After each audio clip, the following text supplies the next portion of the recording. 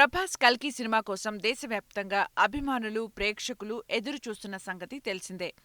ఇప్పటికే రిలీజ్ చేసిన posters, glimpse, బుజ్జి vehicle, animation సిరీస్తో సినిమాపై భారీ అంచనాలు పెరిగాయి. ఇక నిన్న రిలీజ్ చేసిన కల్కి ట్రైలర్ అయితే ప్రేక్షకుల అంచనాలను మరింత పెంచింది. హాలీవుడ్ సినిమా రేంజ్లో ఉన్న కల్కి ట్రైలర్ని చూసి అంతా ఆశ్చర్యపోతున్నారు.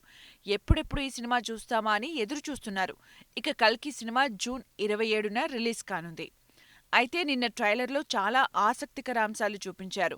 ట్రైలర్ ప్రస్తుతం వైరల్గా మారింది. ఈ సినిమాలో కమల్ హాసన్ విలన్గా నటిస్తున్నాడని వార్తలు వచ్చాయి. అయితే విలన్ పాత్ర అవునా కాదా అనేది క్లారిటీ లేకపోయినా కమల్ ఒక ముఖ్య పాత్రలో కల్కి సినిమాలో నటిస్తున్నారు. రిలీజ్ చేసిన ట్రైలర్లో చివర్లో కమల్ హాసన్ ఓ కొత్త లుక్లో కనబడి అందర్నీ ఆశ్చర్యపరిచారు. కమల్ హాసన్ సినిమా కోసం ఎలాంటి గెటప్ అయినా వేస్తారు, ఎంత కష్టమైనా పడతారని తెలిసిందే. గతంలో చాలా సినిమాల్లో అనేక రకాల గెటప్స్తో అలరించిన కమల్ హాసన్ ఇప్పుడు ఈ సినిమాలో కూడా బాగా ముసలి వ్యక్తిగా ఓ సరికొత్త లుక్లో కనపడి అదరగొట్టారు.